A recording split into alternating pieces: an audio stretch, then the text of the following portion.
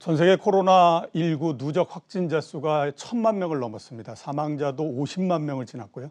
특히 문제가 되고 있는 지역이 미국입니다. 전 세계 환자 발생의 25%가 지금 미국에서 발생을 하고 있고, 최근에 일간 확진자 수가 4만 명을 넘어서 사상 최고를 기록을 했습니다. 미국 내에서 발생하고 있는 지역을 보면 캘리포니아, 텍사스 그리고 플로리다처럼 미국에서 경제 규모 1등, 2등, 4등을 차지하고 있는 지역에서 환자가 집중적으로 발생하고 있어서 지난 3월 달보다도 현재 상당히 좀 위기감이 높아지고 있는 상태입니다.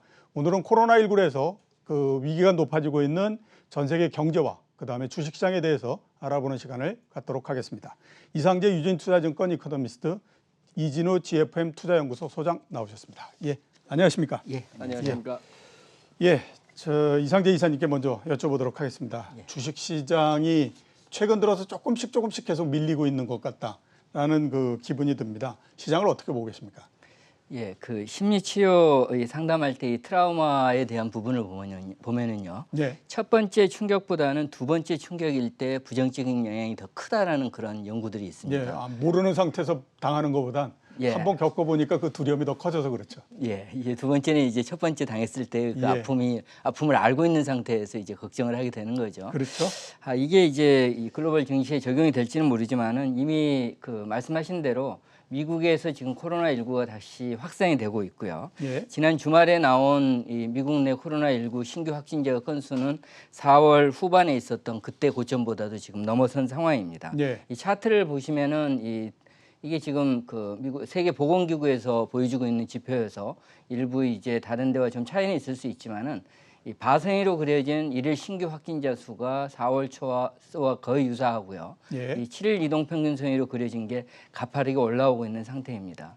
뉴스를 보면은 미국 50개 주 가운데서 일주일 전 대비 이 신규 확진자가 줄어든 주수는 2개에 불과하고요. 예. 늘어난 주수가 지금 36개에 달하는 걸로 보도가 되고 있습니다.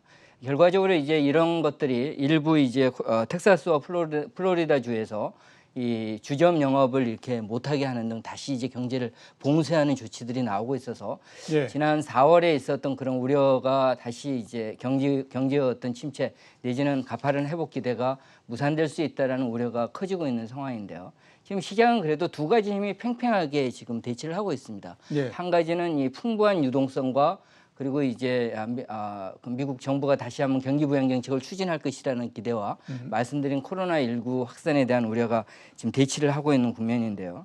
긍정적인 쪽에서 보는 시각은 이 코로나19가 확산되더라도 전면적인 봉쇄가 나오지 않는다면은 지난번처럼 그렇게 경제가 무너지지는 않을 것이다. 예. 회복 속도가 좀 둔화되더라도 무너지지는 않을 거고 여기에 경기 부양 정책이 나온다면은 이걸 충분히 보존하면서 경제 회복이 계속 될 수 있을 것이다. 예. 이렇게 이제 긍정적인 쪽에서는 보고 있고요. 우려하는 시각에서는 코로나19는 저절로 해소가 되지 않고 경제 활동이 계속 정상화되면 될수록 이거는 확산이 불가피할 거다. 그렇죠. 그리고 이런 이제 전면적인 봉쇄를 하지 않더라도 그렇게 된다면은 이 경제 주체들이 스스로 불안감을 느껴서 경제 활동이 위축될 수밖에 없다. 이게 이제 양쪽이 팽팽하게 대치되고 있는 상황인데요. 예. 이 중요한 것은 주식시장의 현재 수준입니다. 지금 우리가 3월 하순 이후에 그 2달여 이상 가파르게 오르면서 코로나19로 인한 하락분을 거의 우리 시장뿐만이 아니라 뉴욕 증시도 거의 만회를 한 상태에서 그렇죠. 최근 좀 주춤하고 있는 상황이기 때문에 예. 경기 회복에 대해서 어떤 상처 내지는 흠집이 생긴다면은 주식시장이 좀 불안한 흐름을 전개할 수 있다라는 게 현재 지금 전개되고 있는 뉴욕 글로벌 증시와 우리 증시의 상황으로 정리할 수 있을 것 같습니다. 예. 아무튼 처음에 가졌던 기대만큼은 못한 상태로 지금 진행이 되고 있다라고 하는 건 분명한 것 같고요. 소장님은 어떻게 보십니까? 예.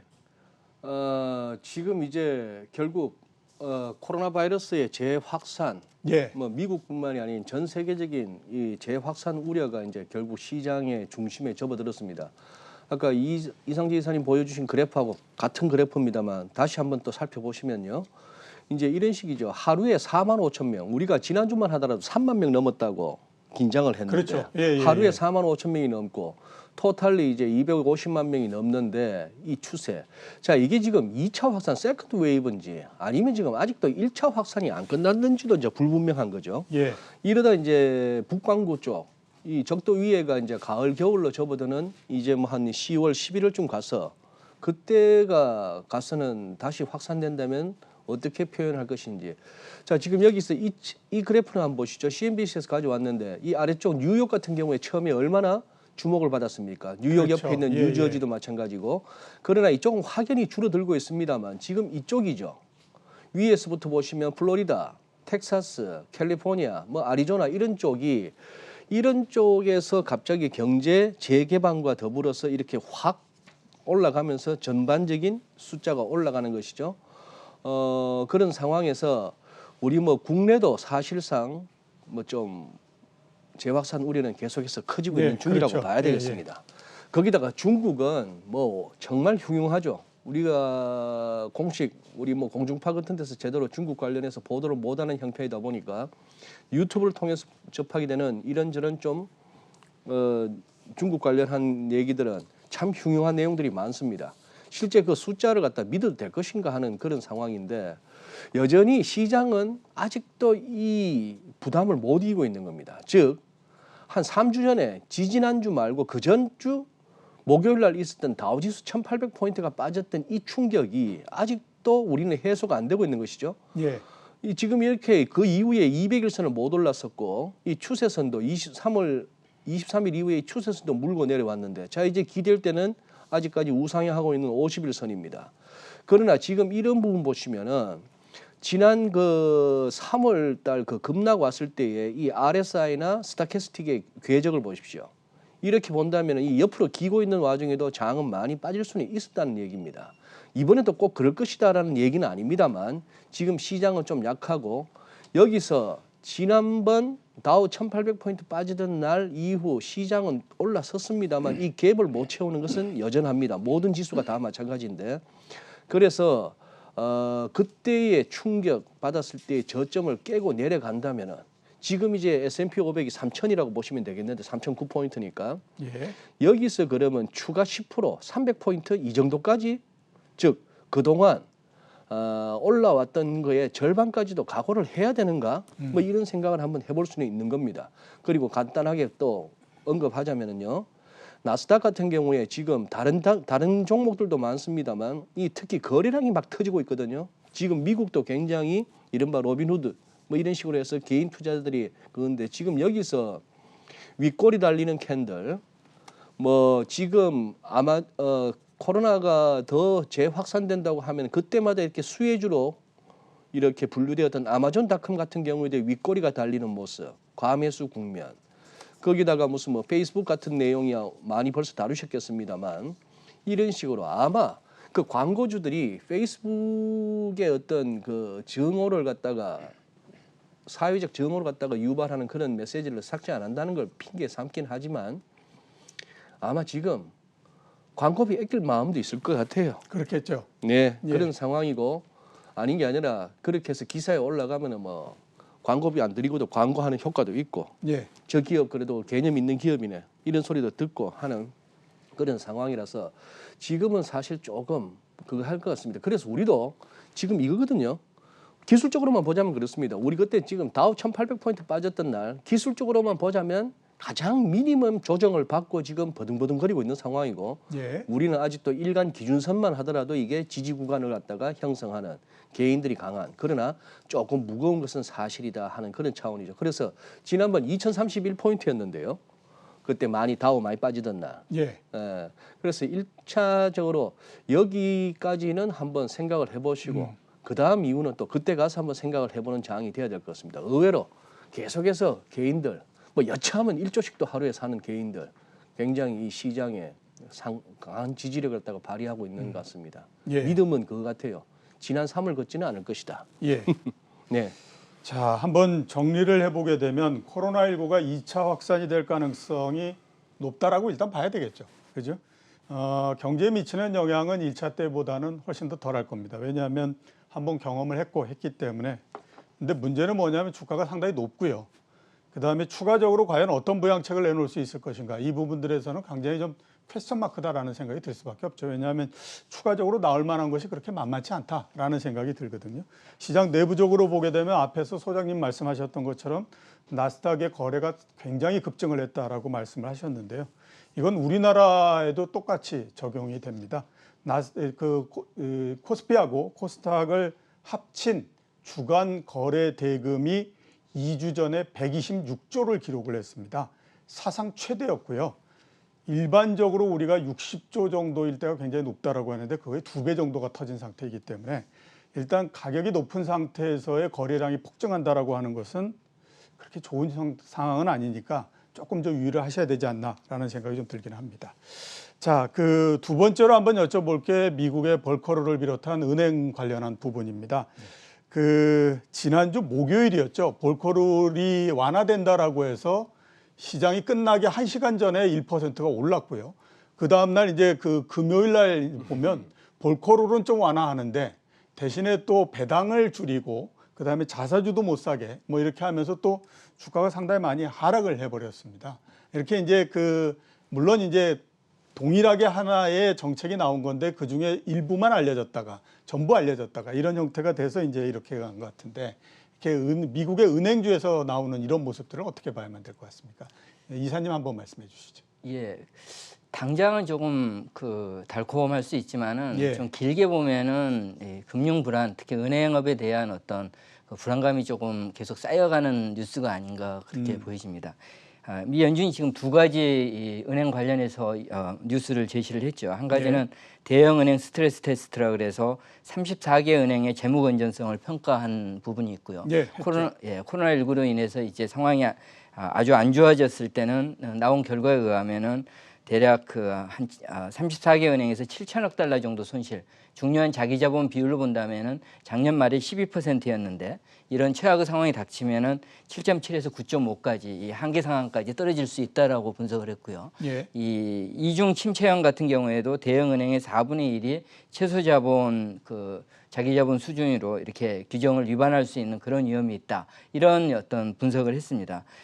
그러면서 이제 제시를 한 게 미 은행들, 상업은행들이 자사주 매입을 중단하고 배당금 지급을 현 수준에서 동결해야 된다 3분기에 이런 어떤 채찍을 가함과 동시에 또 한쪽에서는 이걸 이제 완화시키는 차원에서 이 연방예금보험공사를 중심으로 해서 이 두 가지 규제를 완화했습니다. 한 가지는 은행이 계열사와 파생 상품을 거래할 때 이때 이제 증거금 적립 규정을 완화시켜 준다는 거니까 대략 한 400억 달러 정도 은행들한테는 자금 여유가 생길 수 있는 상황을 만들어 놨고요. 두 번째는 이제 이 벤처 캐피탈과 같은 위험 자산에 대해서 그동안 엄격하게 투자 규제를 했었는데 이걸 풀어놓는 쪽으로 그러니까 당근과 채찍 그러니까 불안 요인과 이거를 막기 위한 어떤 당근을 같이 줬다라고 볼 수가 있는데 저희들은 말 그대로 어떤 은행들의 불안은 지금 경기 침체로 인해서 대출이 부실해져서 은행들의 자기 자본이 악화될 수 있다라는 게 은행에 대한 불안인데 이걸 어떤 근본적인 해결이 아니라 이쪽에 규제 완화를 통해 가지고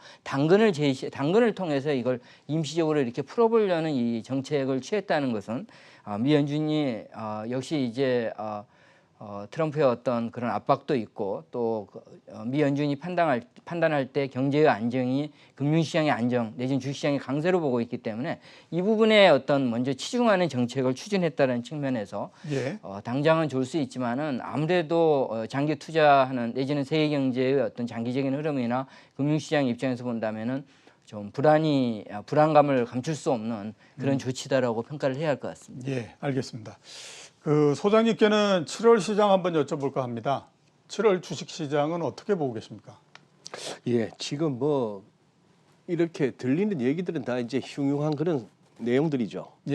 그런 상황 하에서 이제 많이 올라왔고 아까 살펴보셨던 차트 중에 이런 걸 갖다 참 고민스럽습니다. 페이스북 차트 다시 한번 보시자면요.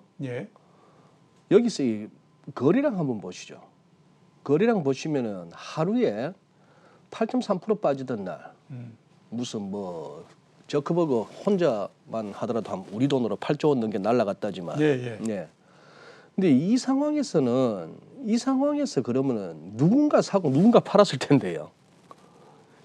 이 정도에서는 누가 더 마음이 편할까요? 이 레벨에서 마음이 편하냐? 예. 글쎄요. 글쎄요, 참 묘합니다. 묘한 것은 그래서 지금 이제 소위 말하는 반기말을 앞두고 뭐 이제 리밸런싱 얘기가 나오는데, 예. 예, 또 어떻게 보면은 또 그 제로 해지 기사에서 참 재밌었던 거는 역사상 한 3번째 정도 규모의 큰 쇼스 퀴즈였다. 이번 장세는. 예.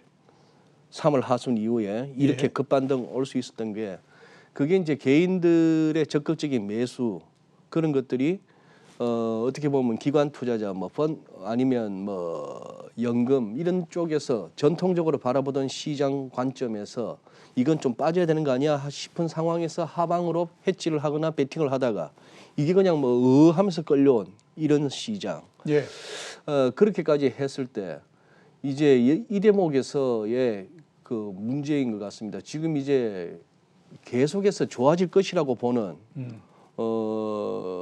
저기 뭡니까, 하워드 막스 같은 사람만 하더라도 월가에서는 그래도 꽤나 알아주는 사람인데, 예.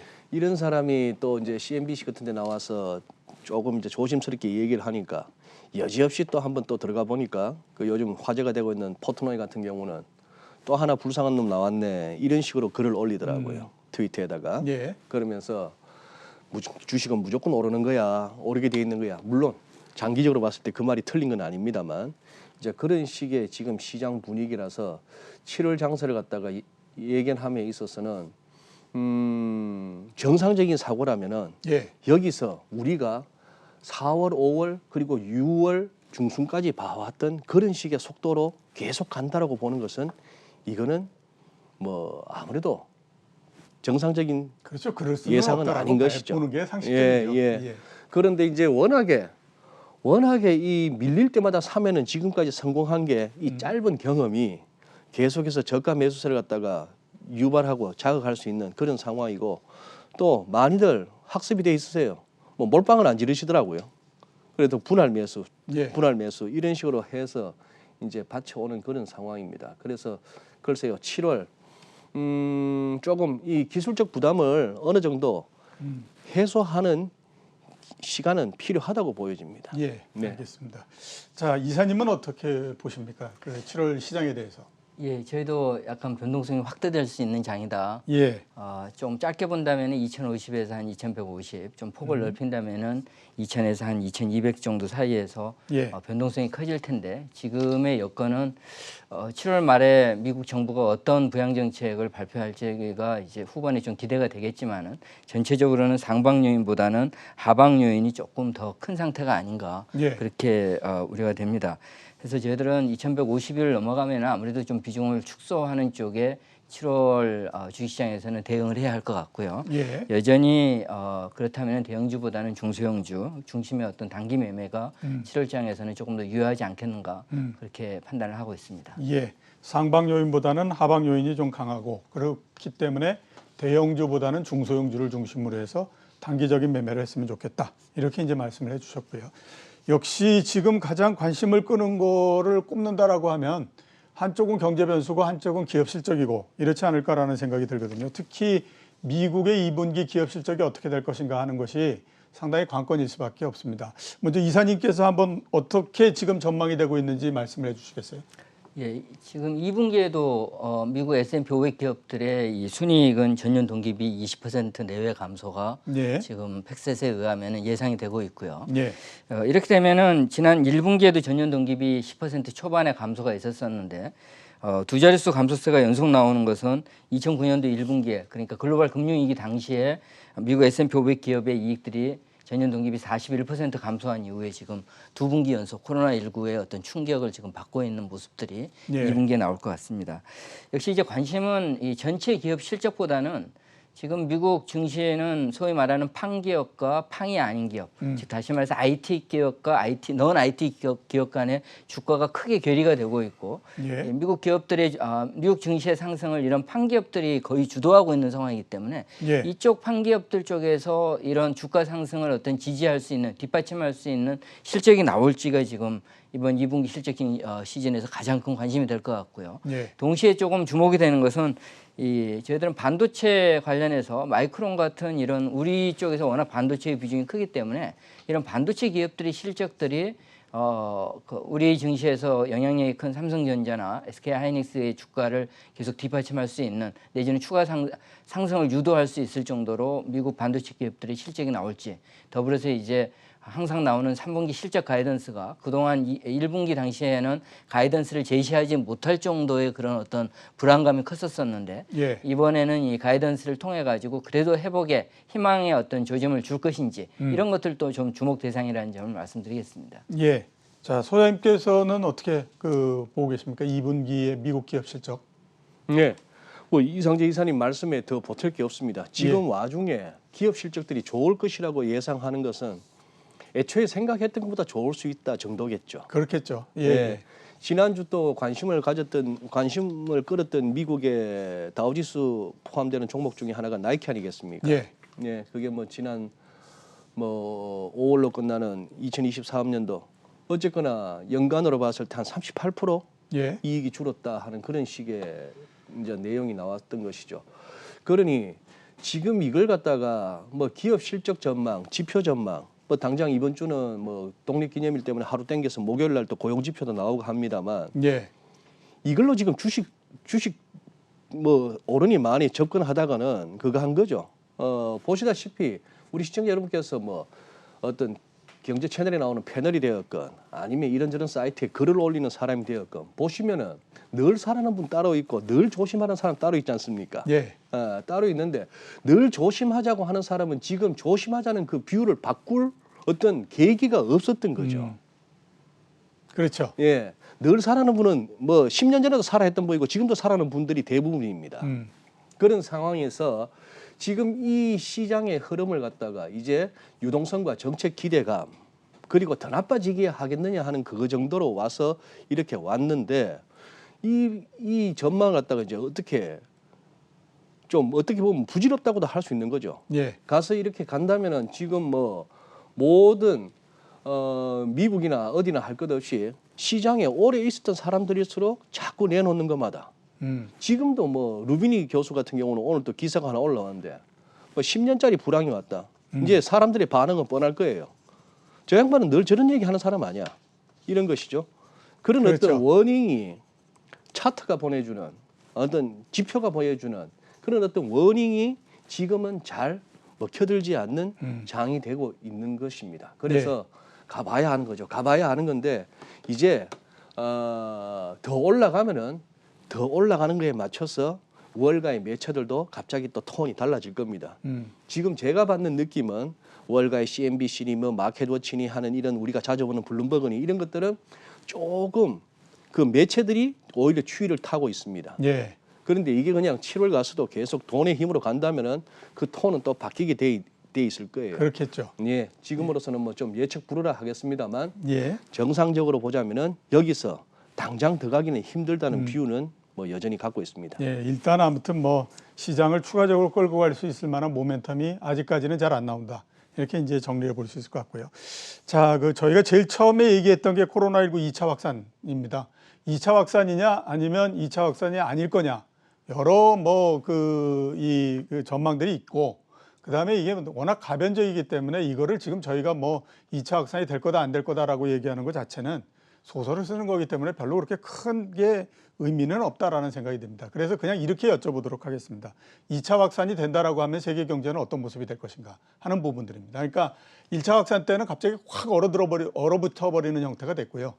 2차 확산은 그렇지 않을 거다라고 하는 전망들이 있는데 여기에 대해서 어떻게 생각하시는지 일단 이상재 이사님 한번 말씀해 주시죠. 예, 그 가장 큰 핵심은 이 지금 미국 정책 당국자들이 얘기하는 코로나19가 확산되더라도 지난 4월과 5월 초반과 같은 그런 전면적인 경제 봉쇄는 없다. 예. 이게 지금 현재 주어진 팩트이고요. 이제 그렇다면 관심은 이 코로나19가 확산됐을 때 2차 봉쇄가 되지 않는다라고 하면은 경제의 타격이 별로 크지 않을 건가? 예. 그때도 그럼에도 경제 타격이 클 건가? 이거에 대한 판단이 역시 핵심이 될 것 같습니다.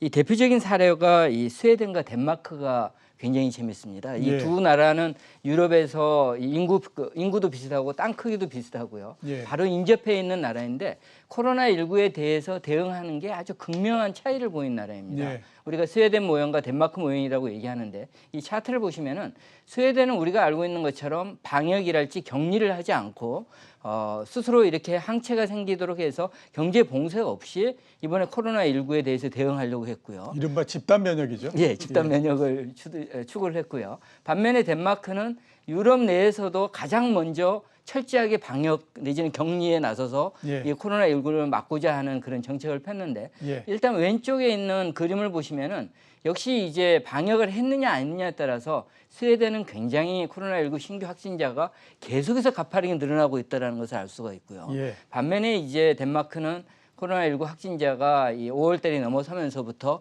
새로 추가 신규 확진자는 크게 줄었다라는 그러니까 방역 성공 쪽에서는 스웨덴과 덴마크가 이렇게 큰 예상대로 결과가 나왔습니다. 문제는 예. 이제 스웨덴이 이렇게 전면적인 봉쇄를 하지 않았으니까 경제가 타격을 받지 않았느냐가 이제 핵심인데 오른쪽 차트를 보시면은 다시 한번 차트를 예, 보면서 차트를 다시 말씀드리겠습니다. 한번 이 스웨덴의 산업 생산과 덴마크의 산업 생산을 이 추세를 중심으로 해서 전년 동기 증가율이 추세에서 얼마나 벗어났느냐를 그려놓은 건데요. 이게 예. 데이터가 이제 아직까지 4월 데이터에서 5월도 아직은 안 나왔지만은 큰 흐름 보면은 특히 파란색으로 그려진 스웨덴을 보시면은 전면적인 락다운을 하지 않았음에도 불구하고 산업 생산 증가율이 덴마크보다 더 많이 줄어들었고요. 예. 소비 심리나 소매 판매에서도 스웨덴이 굉장히 덴마크보다 더 악화되는 모습이 나옵니다. 예. 즉 다시 말해서 코로나19가 경제에 미치는 영향은 락다운을 했느냐 아니면 경제를 계속 가동을 했느냐가 중요한 게 아니라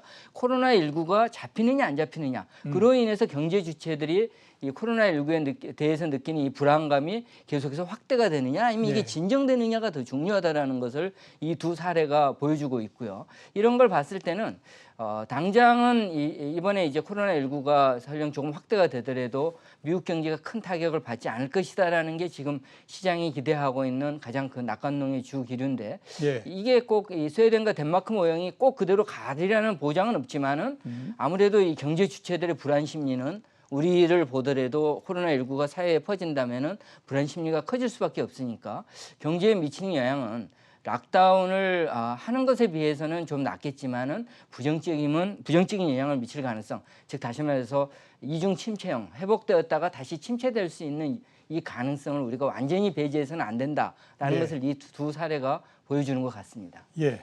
자, 소장님은 어떻게 보십니까? 예, 일단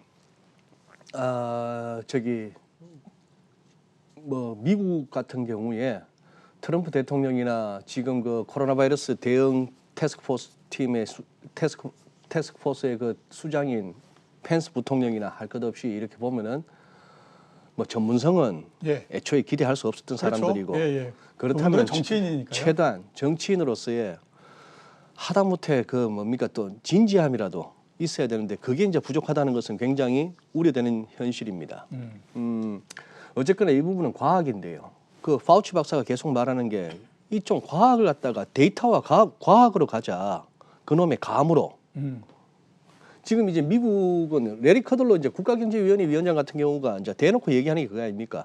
이제 우리 그냥 바이러스하고 살아야 된다 이 얘기예요.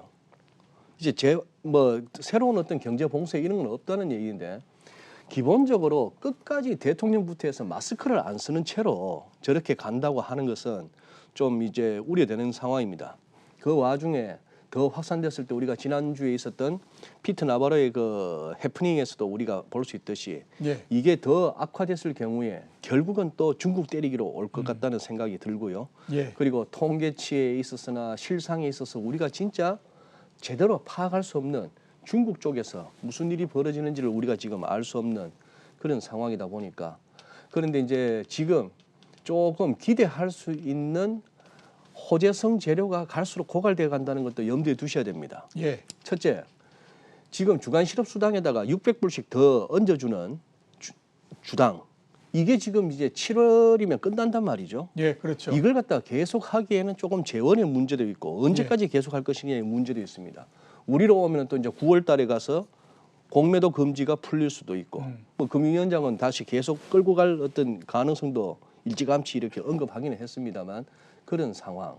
뭐 이렇게 해서 여기서 그러면 얼마나 더 풀어주며 얼마나 더 금리를 낮출 수 있으며 하는 걸 본다면은 지금 그거죠. 지금 이제 풀린 돈 갖고 계속해서 지금 이 폰지 게임을 하고 있는 겁니다. 저는 니콜라 같은 주식도 사실은 아무리 스토리를 갖다가 잘 만들어낸다 하더라도 저는 뭐 아직 트럭 한 대도 제대로 못 만든 그 회사가 뭐 포드를 능가하고 현대차를 능가하고 하는 이 현실 튤립 사는 거와 별반 차이 없다고 봅니다. 예.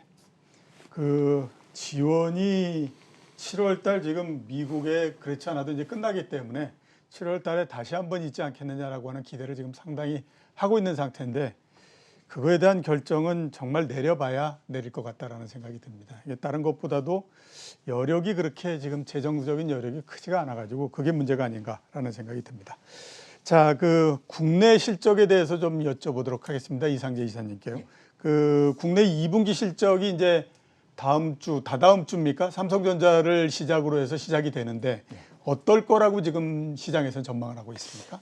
예, 1분기 수준에서 크게 벗어나지 않을 것 같다라는 게 2분기 지금 실적 전망 애널리스트들이 이 전망해 놓은 걸 모았을 때 나온 수치인 것 같습니다. 대략 지금 2분기 코스피 기업들의 영업이익을 보면은 한 27조 원. 이게 이제 전년 동기비로는 한 28% 감소를 하는 거고요.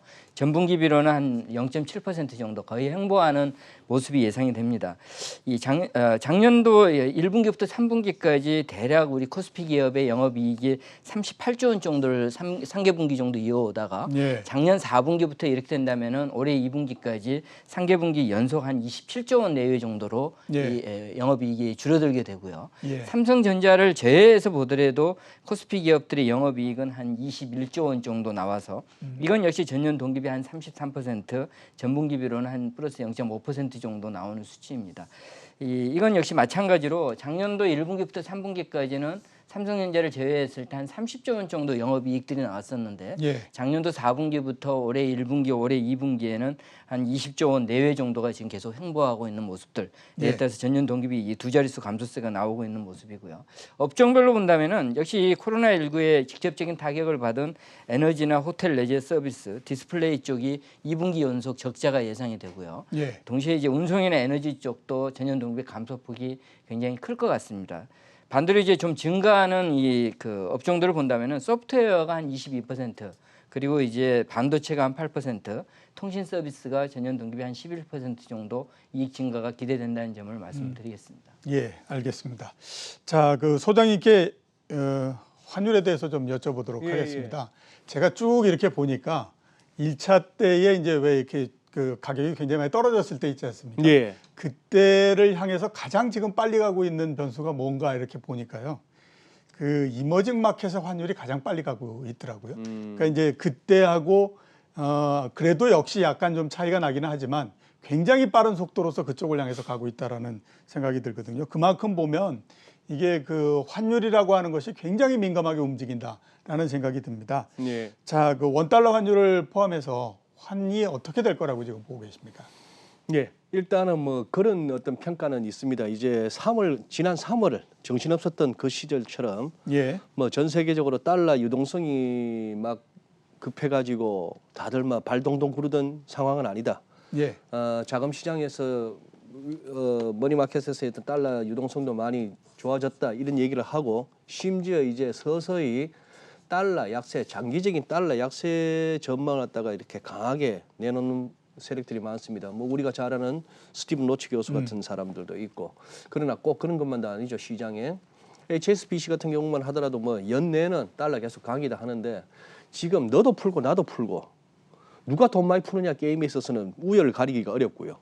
그동안에 또 약간의 새로운 패러다임, 뭐 돈을 풀든 금리를 어떻게 하든 재정을 어떻게 하든 어느 쪽이 경제가 더 빨리 좋아질까에 통화에 베팅하자 하는 이 흐름에 있어서도 그냥 딱히, 그래서 여전히 외환시장에서는 누가 덜 못 낳는가의 게임은 분명합니다. 그래서 달러 인덱스를 봐도 그렇고 지금은 현재 조금 이렇게 방향을 갖다가 잡기 힘든, 뭐 달러 인덱스 97에서 98 왔다 갔다, 우리 서울에서는 1200원 중심에 왔다 갔다, 1200 밑에 가면은 사자가 강해지고 뭐 1200 한 20원만 와도 팔자가 강해지는 그런 장이 돼가지고 결국 저는 뭐 주식 따라서 움직이는 환율이 될 것 같습니다. 주식의 조정이 조금 깊어지면 환율 조금 더 오르는 그런 상황.